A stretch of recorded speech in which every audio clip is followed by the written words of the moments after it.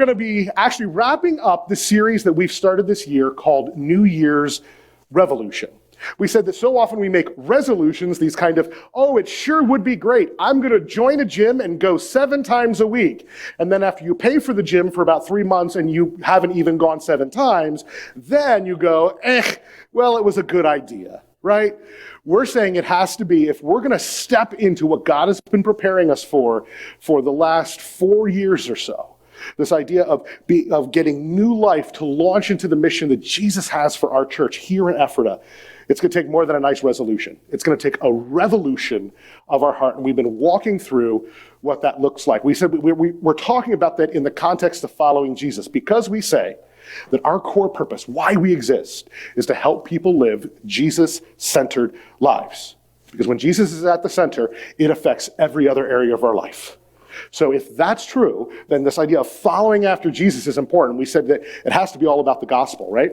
We said that the Jesus following life is totally committed to his kingdom. He gets to be the boss. He gets to say, this is what I want you to do, even if it's counterintuitive to what we might naturally think. See, the following Jesus always proclaims and produces God's love. It doesn't just point it out. It lives out a Jesus kind of love. And as we're going to see today, that love of Jesus might be different than what we might first imagine. It makes us say no to us so that we can say yes to him and help others do the same. And that was kind of our final point of our first week, was that following Jesus consistently means putting others first at cost to myself. It's the model of what Jesus did. It means that I don't give people or God what's left over. I say, it's all yours. Larry kind of hinted at that. What we have in this life is all from the breath of the divine. Every ounce of what we've got. So we don't get to go, well, I've got to allocate all this stuff, all these other places, and I got a few crumbs left at the bottom of the bag. Like my son's birthday was yesterday, right? And we gave him the choice. What do you want for your birthday meal? And because he has such refined, distinguished tastes, do you know where he picked to go? Burger King. Way to go, son. So we got all those little value meals and all that stuff for him. And my wife, she just, for whatever reason, there's something wrong with her. I love her. She's at home actually with the kids. They're a little under the weather, so I can say this. There's something wrong with her, okay? She likes their onion rings, right? Have you ever had a Burger King onion ring? There's no onion, and it's not even a ring. It's this weird oval thing, okay? It's gross, but she likes them, and apparently others in the room do, sorry. But I think they're gross. But at the end of it, we divvied everything out, and after everything was divvied out, people were eating, I looked in the bag, and you know what's at the bottom of the bag? No onion rings. No, she took all those, don't worry. There's a couple bag fries. Do you know what I'm talking about? Where you've taken the fries out and there's a couple little things left in the bottom. So I said, hey, honey, you want the bag fries? And she goes, ooh, yes. And she got them because she had onion rings. You know, it was what was left over after everything else was distributed. Did I give her the best of the best? Well, it was Burger King to begin with, so absolutely not. But did I give her the best of the worst? Not really. It was the scraps, right? And unfortunately, sometimes that's what we're willing to give others and even give God, because we have been so indoctrinated in our culture to take care of me first. And we said that is not the Jesus-following life. It has to be all about the gospel and nothing else. Last week, we talked about the me in we. The idea that, yes, we're part of a church, but it's not the church's job to do something. It's my part of, my living part of God's family to accomplish what God wants me to accomplish. It is not private, meaning secret or hidden, but it is both personal, meaning I have to take responsibility, but also understand that I am part of a larger part of a community. So it's not only me, it's not primarily me. I have to be responsible for me as part of what God has pulled together in his family. Okay? That's what we said, that kind of revolution of the heart. Well, this week we're wrapping it up. And this week we've called it this. It has to be more than thoughts and prayers. Have you ever heard that phrase? Thoughts and prayers? You know, we have this major catastrophe, and what does virtually every politician say when it happens? Oh, our thoughts and our prayers go out to the victims. Now, we need to be careful because I do not want to diminish the power of prayer, not even a little bit. But I think sometimes This is not just the politicians who do it. I think this is a Christian thing we do that we have to move past.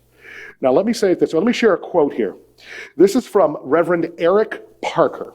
He says, in prayer, when we pray, God reveals to us all the places where God's kingdom comes into the world. Prayer is a starting place.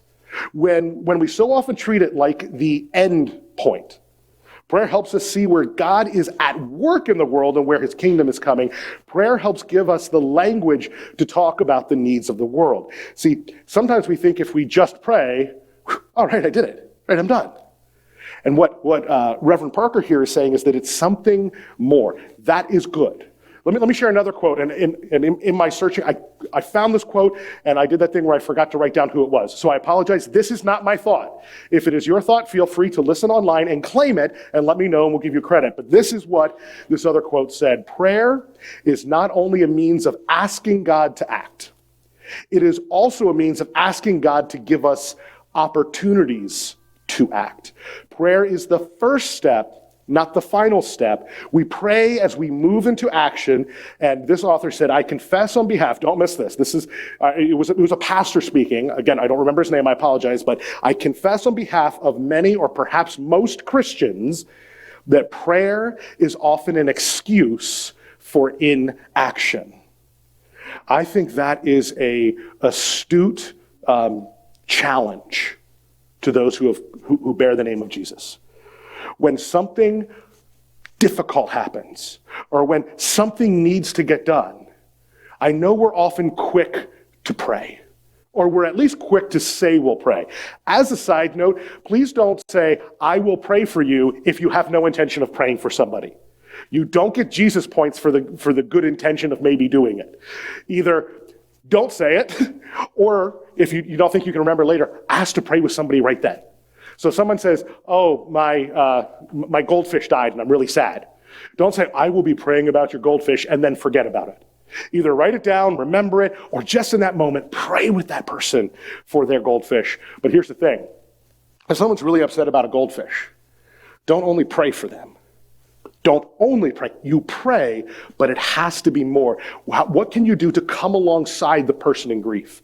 If you notice even that someone is in the wrong on something, so often we're easy to point it out and maybe pray that, God do something about it. But what does it mean for us to come along? And we will get back to that. Because this is what we're called to do what Jesus did. Jesus didn't go, oh, the world is broken. You all have screwed up. Now, I sure hope you pull your act together. Look, I've pointed it out. You're messed up. All right, now I'm going to sit back and see what you do with it, right? Jesus pointed it out, but in loving, gentle fashion. Not only did he walk with broken humanity, he paid the price to fix it. It invites us into it. So often we say, hey, I can point out you're wrong. Now you better start towing the line. That is not the Jesus way. And it's hard, because especially in America, we're very good at pointing out other people's flaws and then hoping that they fix it, right?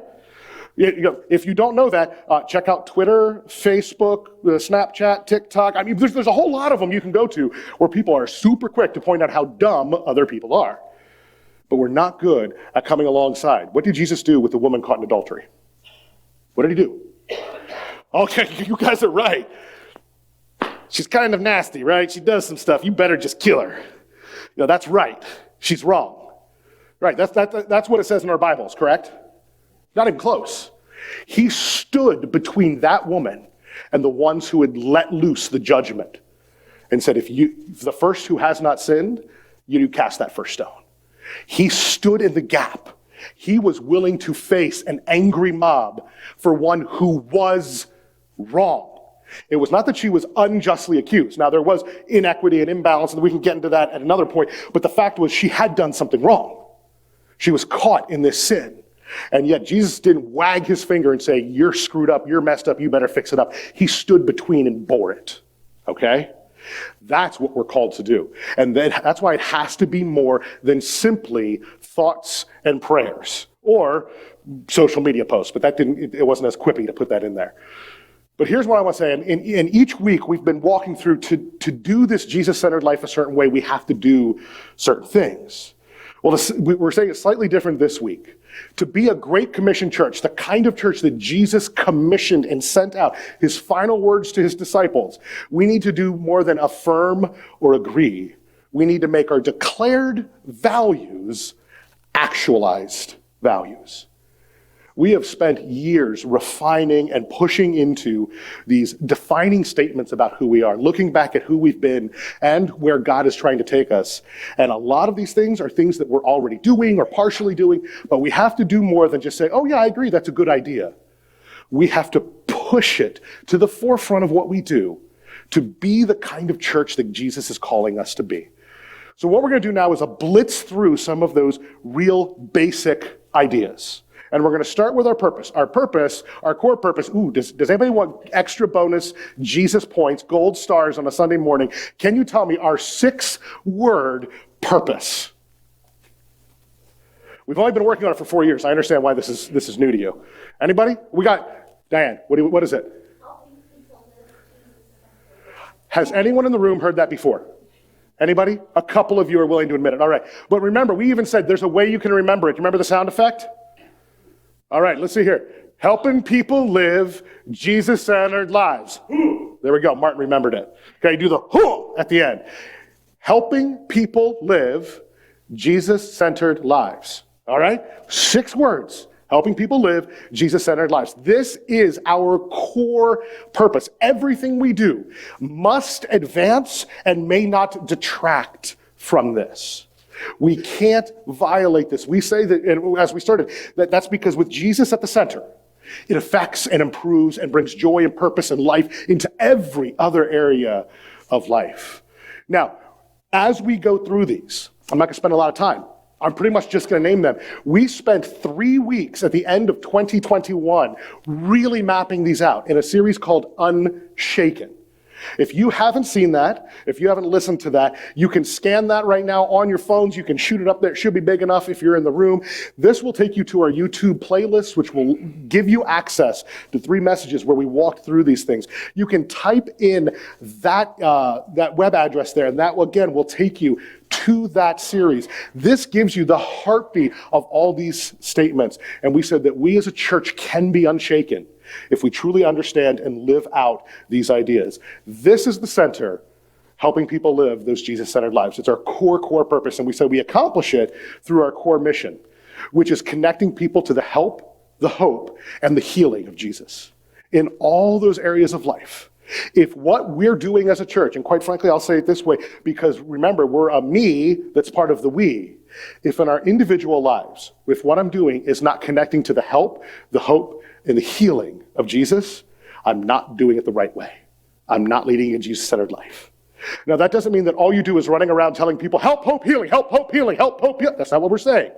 But it all has to be woven together into the fabric and the core of what we do as a church and as individuals.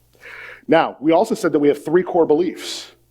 These are things that we say are, this is not all we believe, but it is an umbrella and it's a snapshot of the core of what we believe. First of all, we believe that God's absolutes are absolutely good. And this reflects our commitment to biblical mission, to biblical truth. And sometimes in our history, we have been guilty of using this as a shield to not do the next 2 core beliefs well, where we stand, but we're right. Okay, biblical truth. We stand on being right, and we'll use that out of bounds, and it makes it difficult to really live out these next 2 beliefs that we'll talk about. Now, truth is so important because you cannot engage the life that God has for you without truth. But it was real interesting. We had an event for the kids at one of our local schools on Friday night. It was a parents and pizza thing for the kids. Tons of families showed up to this. And do you know what was blazing on the gymnasium wall? It said, the game is never more important than the ones who are playing it. And I went, boom, that's truth. Because sometimes we in our church circles, we get so stuck on, but I'm right, that we miss these next 2. Look at these next 2. It is this. We grow better together. That God has organized his entire creation around this idea of community and relationship. that we have to do this life with the idea that relationships are of utmost importance, because that's why God made us, to be in relationship. He didn't need us to fill up anything lacking. He desired relationship and built that into our core. Then this is our commitment to biblical relationships. That's what this statement goes towards. And then lastly is that rescue people, biblical mission. Sometimes we'll stand, it's that picture of a guy on a soapbox, corner of a street, shouting and hollering about stuff. And everything he says may be true, but the manner about which he goes it shatters relationship, and it actually pushes people away from the truth. The idea is we have to be so concerned with the players in the game. We have to be so enamored with the idea that we have been rescued when we didn't deserve it. God did all the work, that I will take that to others while doing it under the umbrella of God's unending, unparalleled truth. These are the things that are core to what we believe. And then lastly, we have core values.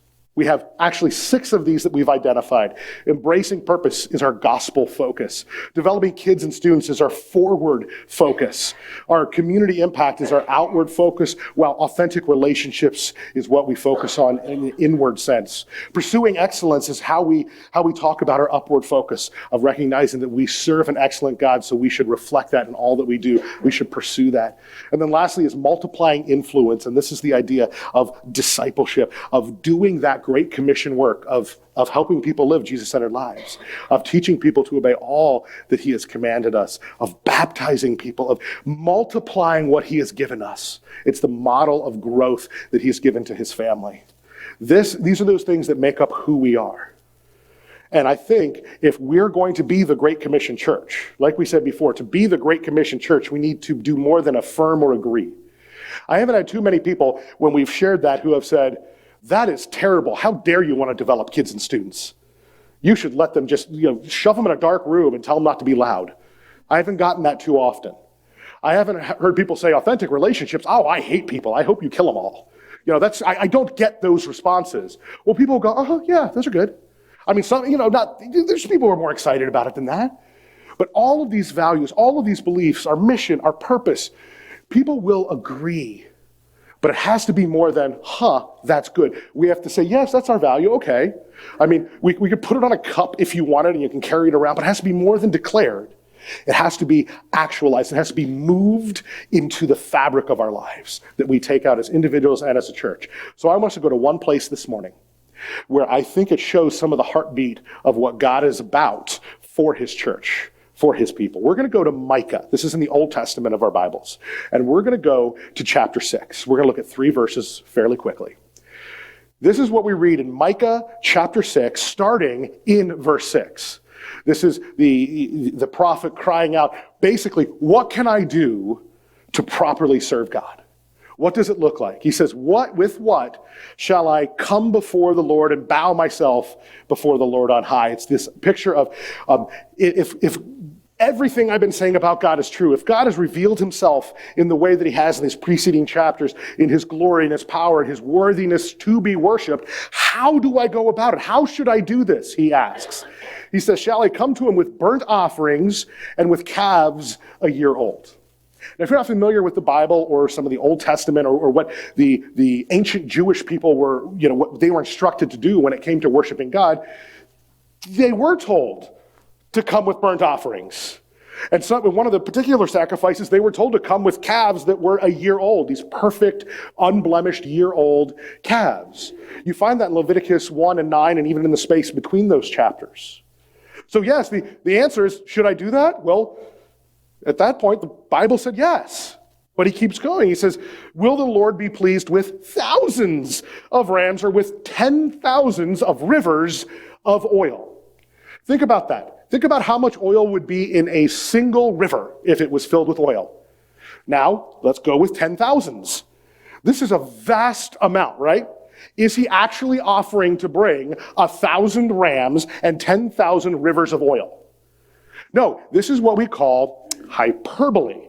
It's figurative language, but it's for a point. He's saying, well, if you asked for that, What about this? Is that even enough? He is elevating. Worshiping God takes it all, but he doesn't stop there.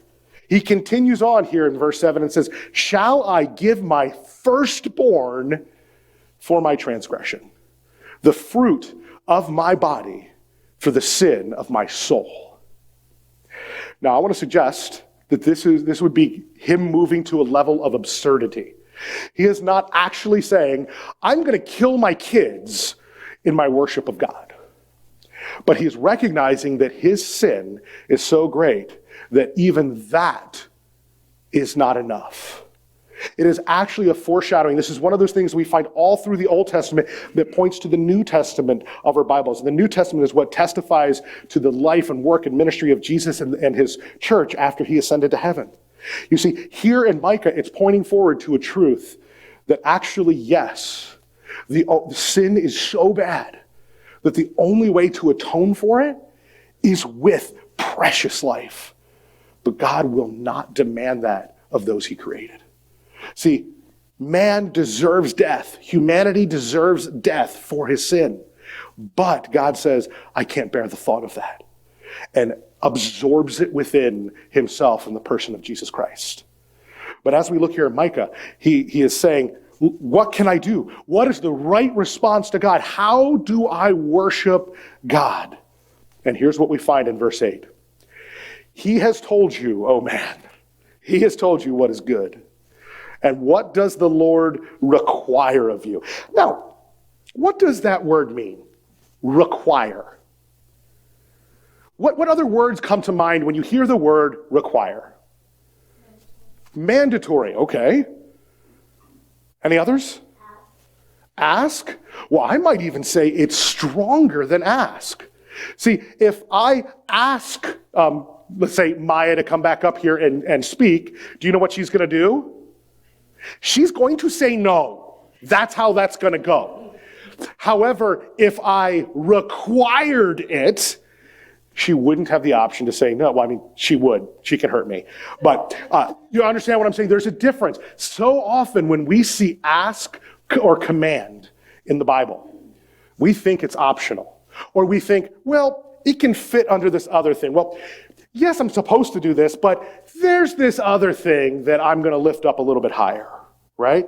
And so now this other require command has become kind of, it's optional. But that's not what this word means. This means you must do in order to proceed, right? That is the meaning of the word. How many of you like concerts? Any concert goers? Norma, of course. And you know, what name a concert you've gone to? She doesn't want to admit it. Okay, that means it was like the Spice Girls or something. 21 Pilots. I would not have expected that. Excellent. Okay, so you show up to the 21 Pilots venue, and you walk up and say, I love the 21 Pilots. I love them, okay? I know all their songs. I can tell you their biographies. I can even tell you their biographies in Hebrew and Greek. Right?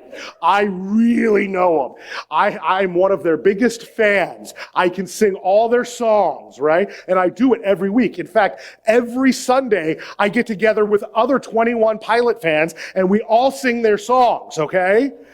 Now she goes, I'd like to come in. And they say, oh, where's your ticket? And she goes, I don't have one, but I really want to go in. And look, I've done all these other things. What are they going to say to her? Goodbye, Norma. Here's the thing. Now, we have to be careful because we don't want to confuse this too much. This is not talking, this passage, about being part of God's family. Okay? There is something, and the Bible talks about that as Jesus and trusting him for our forgiveness of our sins. That is the ticket price. It's nothing we can do. It's all a submission to God and accepting a free gift that he has given us. That's the ticket in. But once you get in, they actually have rules about your conduct once you're in the venue, right? There are certain things you can't do. Like you can't, light things on fire because you're so excited. That would not be a permitted activity. Norma's hiding her eyes. Apparently she lit something on fire at her last concert. Oh my goodness. We are going to have to talk. This is amazing. But there are requirements once you're part of something. We know that even for our families, there are requirements. And sometimes we come up with the wrong requirements, church family. We focus on the wrong things. And we get in such a huff about things that are not central to the gospel, not central to Jesus following lives. And right now, we can see three core things that God says, this is how you worship me. Make these a center. And that is to do justice. We tend to think of justice as like a judge sitting, in a chair and saying, I pronounce you guilty, right? But the vast majority of biblical justice, if you look at it, is what's called restorative justice.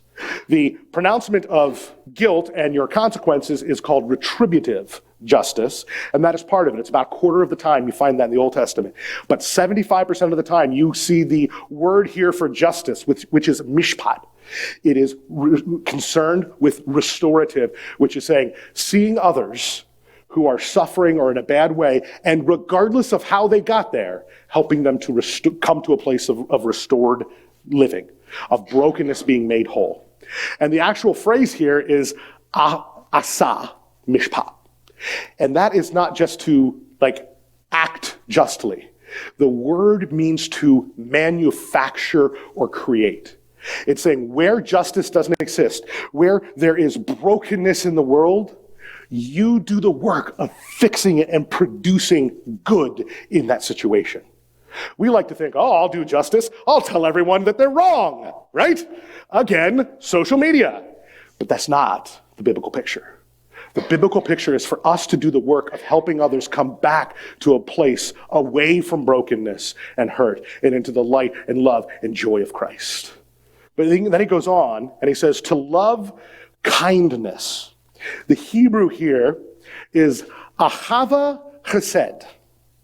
And you might have heard of chesed before. It's often translated loving kindness.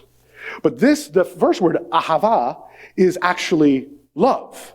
So it's an awkward translation if you would actually love it. It's to be love, loving kindness. So you have to kind of dig into how these words are used. And it really carries the sense of be affectionate towards loving kindness. That's what the ahava means. It's like, have any of you gone on a date?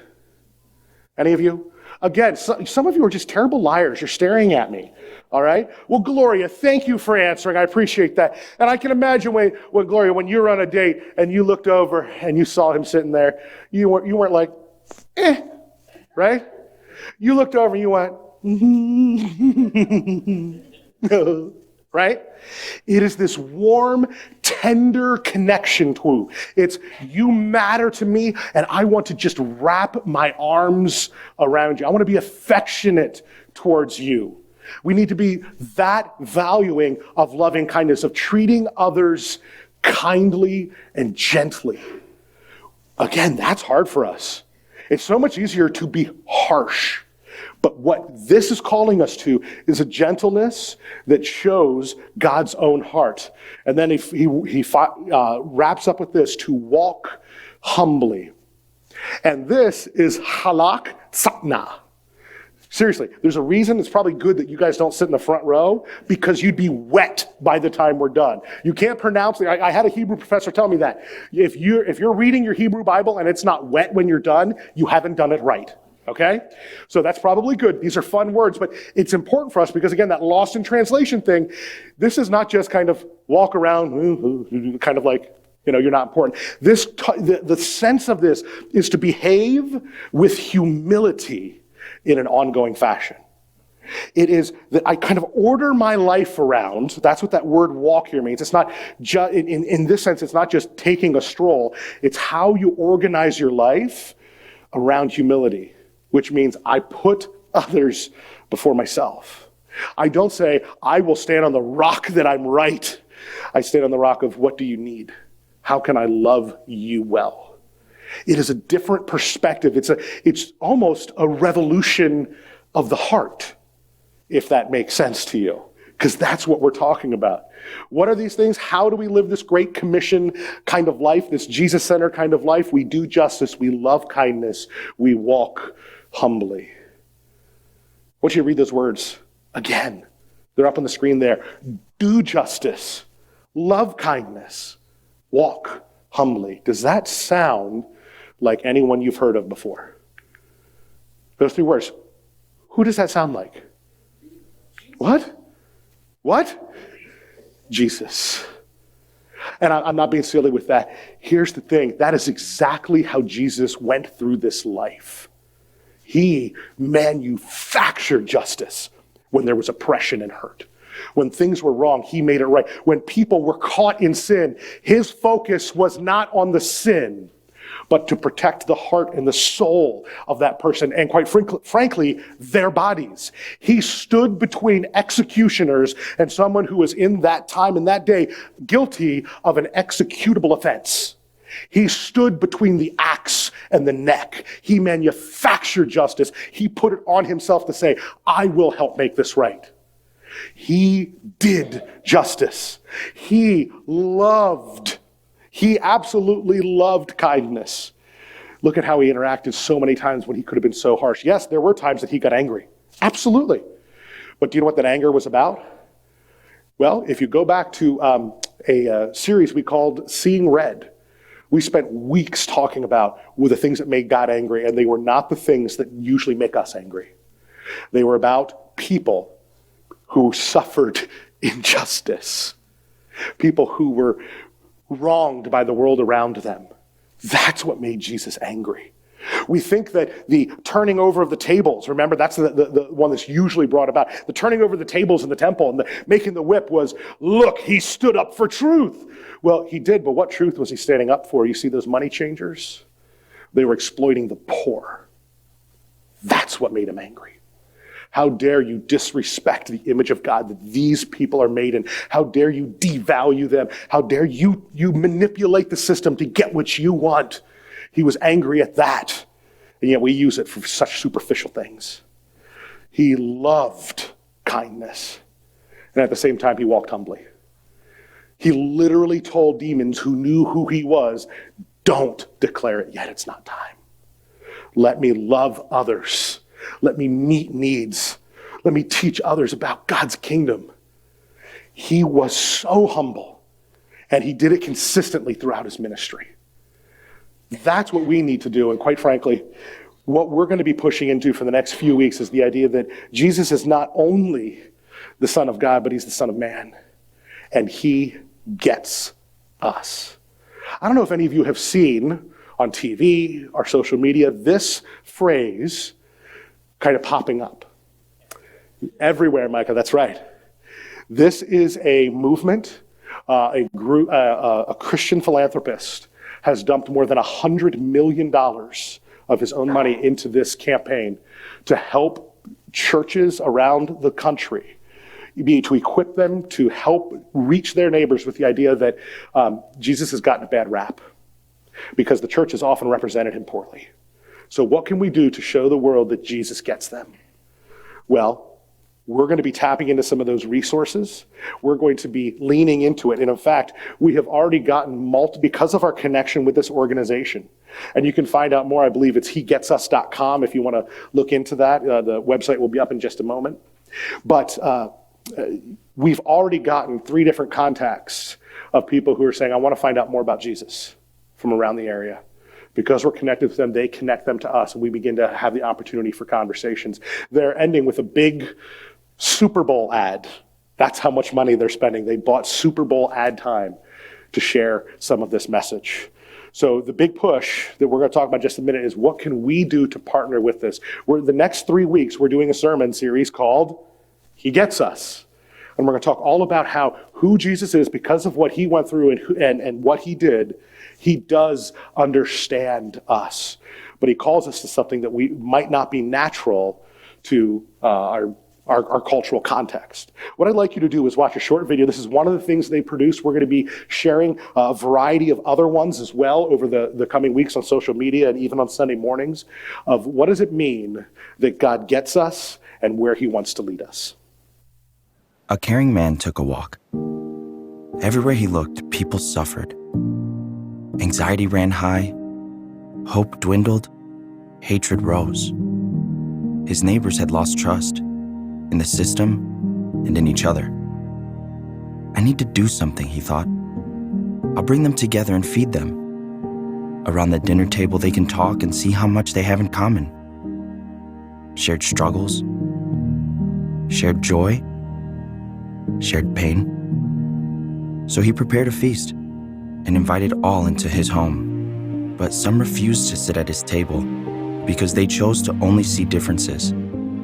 He was heartbroken because he wanted everyone to eat and be filled, not with food and wine, but with compassion.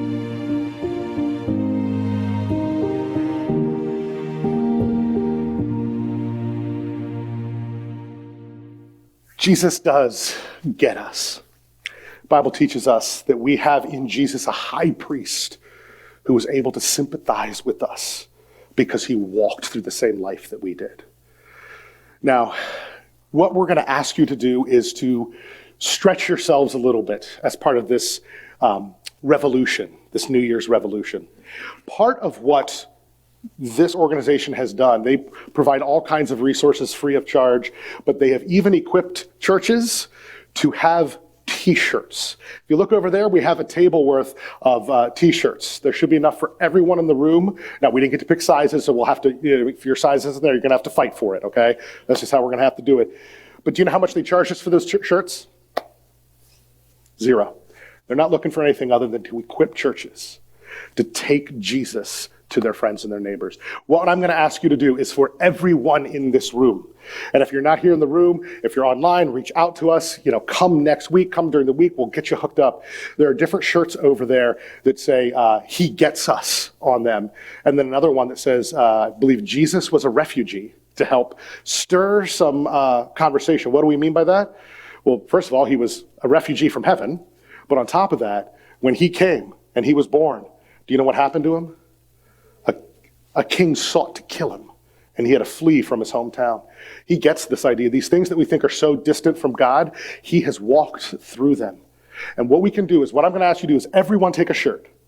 And what I would like you to do is at least one time during the week for the next 3 weeks, so at least 3 times, wear that shirt where other people can see you. So no, you can't just put it on at night and go to bed because it's a comfy shirt, okay? That's not an option. I'm asking you, challenging you to wear a shirt. And yes, there's short sleeves, so you might have to wear a long sleeve under it.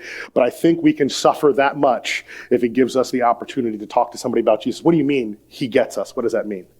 Or what do you mean Jesus was a refugee? What does that mean? Well, that's one of the things is Jesus understands us. Our church is talking about that for the next few weeks. Now, the other thing I'm going to ask you to do is there's also a sticker there. There's 2 different stickers there you can pick up. You can put that sticker, take it with you, and put it somewhere where somebody's going to see it. But that is yours. I'm not saying walk up to a store and slap it on their window. That's not a good way to encourage people to know who Jesus is. But put it on your bumper, or put it on your computer, or put it on your, your bag or something. Something where you can carry with you, where people will see it, or it can be around you, and people say, what does that mean? These are opportunities, these are tools for us to begin conversations. Because I'll tell you this, Jesus has revolutionized everything in my life. Everything. And I want to share that. I've been rescued. I want to help others step into the rescue of Jesus. These are ways we can do it. Here's our third one. That video talked about the fact that Jesus modeled for us what it means to invite people to the table. Jesus met with people at the table. I would like for you, one time in the next 3 weeks, to host a dinner for neighbors, family, co-workers who might not yet know who Jesus is. And not with some super spiritual anything, but just invite them to your house to have dinner and let them know that they're valued and see where it goes from there. And that might be a great time to wear your shirt too. I don't know. Put your little sticker on the side of the pot you're cooking. I don't know. But I'm just saying, one time in the next 3 weeks, host a dinner where you can invite people in just like Jesus did. And here's the last one that's going to be trickiest, but we're trying to give you tools. And by tricky, I mean we don't like doing it because it's hard and it's sometimes scary. Do you know what that is? One time in the next 3 weeks. Now, you can be an overachiever on any of these. If you want to host 4 dinners, that's okay. If you want to do this next one 5 times, that's okay. But if everyone in this church or every family in the church said, we're going to invite and bring along one person over the next 3 weeks, Not as, well, if the church does something, people will show up, okay? Or, well, I'm sure the church should, that's a good idea. But going beyond thoughts and prayers, beyond just, oh yes, that's a good thing to do, but for us to own it and say, I'm going to just invite my neighbor, my friend, my coworker. If you need ideas of how to do that, if you're in the room, Diane, can you just wave? Did you see Diane? If you don't know Diane, you should. She's wonderful and amazing. But she does that like 14 times a week organically. She literally stops and talks to people on the side of the road and invites them to church, okay? I'm asking you some point in your connections, your relationships, to say what we're talking about is so important. It's about Jesus and how he understands us. I'm asking us as a church family to step into that. We're giving you tools, and hopefully you have that fire in your heart because you have encountered Jesus. Now, if you haven't, that's a conversation I want to have with you before you leave.